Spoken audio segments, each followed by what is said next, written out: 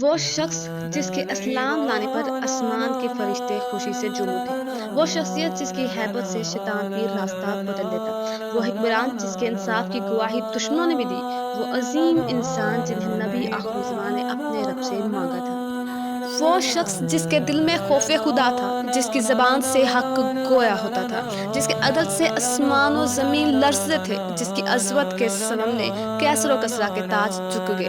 ہم بات کر رہے ہیں امیر المومنین، خلیفہ دوم، مراد رسول اکرم صلی اللہ علیہ وسلم، فاروق اعظم، شہید منبر و محراب، سیدنا حضرت عمر بن الخطاب رضی اللہ تعالیٰ عنہ کی۔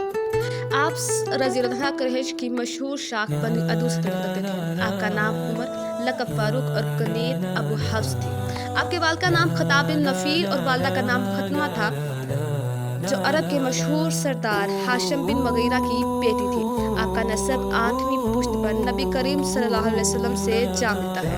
حضرت عمر کا خاندان قریش میں سفارتکاری، ثالاثی اور قبیلوں کے درمیان فیصلے کرنے کے حوالے سے نمایاں مقام رکھتا تھا۔ جوانی کی دہلیز پر قدم رکھا تو خطابت، نسبدانی، تیر اندازی، پہلوانی اور سپاہ گری میں اپنی مثال آپ بن گئے۔ انتہائی نڈر اور جرئی انسان، عکاس کے میلے میں اپنے جنون دکھایا کرتے تھے۔ وہ عرب کے چند افراد میں شامل تھے جو پڑھنا لکھنا جانتے تھے۔ ذریعہ معاش تجارت تھی اور اسی تجارت کے سلسلے میں عراق، شام، مصر کے سفر کیا کرتے تھے۔ یہ تجربات آپ کی بصیرت، فہم و فراست اور معاملہ فہمی کو جلا بخشنے کا سبب بنے۔ اسلام کی روشنی حضرت عمر کے دل میں نبوت کے چھٹے برس داخل ہوگی۔ اس وقت تک تقریباً 40 افراد دولت اسلام سے سرفراز ہو چکے تھے۔ عمر وہ تھے جنہوں نے نبی کریم صلی اللہ علیہ وسلم کے قتل کا ارادہ کیا، مگر راستے میں بہن فاطمہ بنت خطاب اور بہنوئی سعید کے اسلام لانے کی خبر ملی۔ وہاں پہنچ کر سورۃ طٰہٰ کی تلاوت سنی، الفاظ دل میں پیوست ہو گئے، آنکھوں سے آنسو بہہ گئے، دل نرم ہوا اور فوراً نبی کریم صلی اللہ علیہ وسلم کی خدمت میں حاضر ہو کر اسلام قبول کر لیا۔ دربار نبوت آپ صلی اللہ علیہ وسلم سے آپ کو فاروق کا لقب ملا، یعنی وہ جو حق اور باطل کے درمیان فرق کرنے والا ہو۔ آپ کا لقب فاروق اس وقت پڑا جب آپ رضی اللہ عنہ نے اسلام قبول کرنے کے فوراً بعد اعلان کیا کہ آج سے مسلمان چھپ کر نہیں بلکہ علانیہ عبادت کریں گے۔ یہ واقعہ اس وقت پیش آیا جب حضرت محمد صلی اللہ علیہ وسلم سے حضرت عمر نے چند سوالات کیے۔ ان میں سے ایک یہ تھا، کیا آخرت کے بعد ہمیں دوبارہ زندگی ملے گی؟ کیا آخرت کی زندگی دنیاوی زندگی سے بہتر نہیں؟ تو آپ صلی اللہ علیہ وسلم نے فرمایا، بے شک، کیوں نہیں، آخرت کی زندگی دنیاوی زندگی سے بہتر ہے۔ تو حضرت عمر رضی اللہ عنہ کہنے لگے، تو پھر ہم چھپ کر کیوں عبادت کرتے ہیں؟ آج کے بعد ہم علانیہ عبادت کیا کریں گے۔ اسی وقت حضرت عمر اور حضرت حمزہ ان کے درمیان وجود صفا میں نبی کریم صلی اللہ علیہ وسلم باہر تشریف لے گئے۔ حضرت عمر فرماتے ہیں کہ ہمارے چلنے سے ایسی گرد اٹھ رہی تھی، گندم کو پیستے وقت آٹے کی گرد اٹھا کرتی ہے۔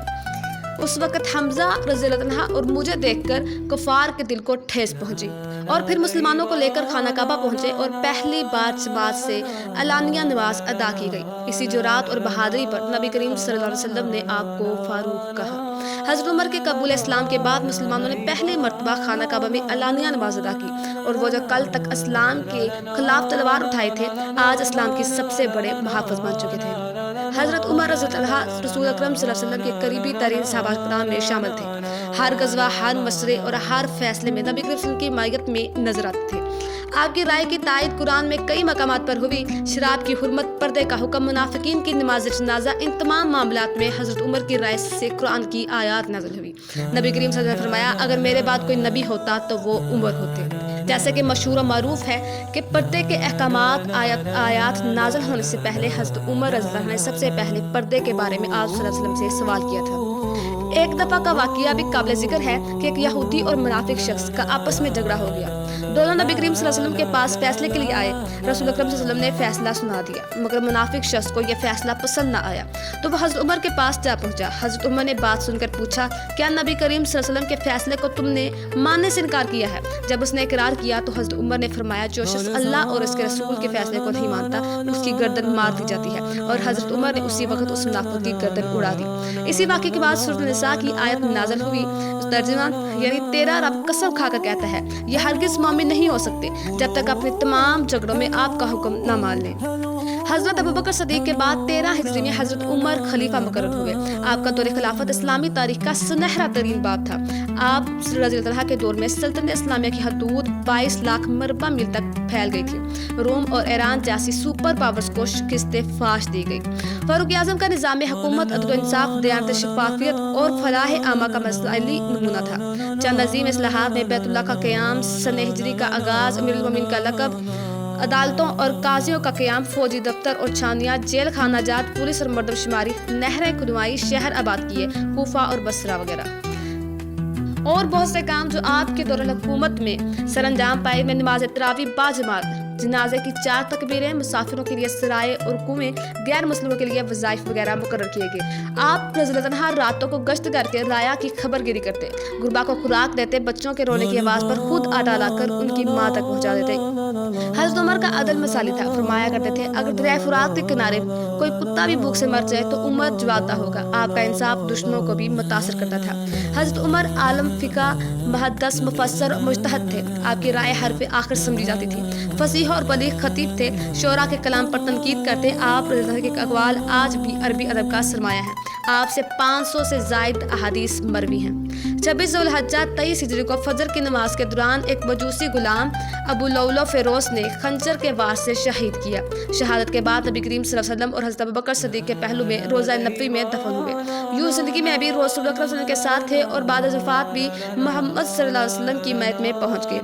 حضرت عمر نے صرف اسلامی تاریخ نہ صرف اسلامی تاریخ بلکہ انسانی تاریخ کے عظیم ترین حکمرانوں میں شمار ہوتے ہیں۔ ان کی سیرت، عدل اور طرز حکومت آج بھی رہنمائی کا مینار ہے۔ اگر آج امت مسلمہ کو دوبارہ عروج چاہیے تو عمر جیسا عدل، عمر جیسا تقویٰ اور عمر جیسی حکمت چاہیے۔ اللہ تعالیٰ ہمیں حضرت عمر جیسا کردار، جذبہ اور فہم عطا فرمائے، آمین۔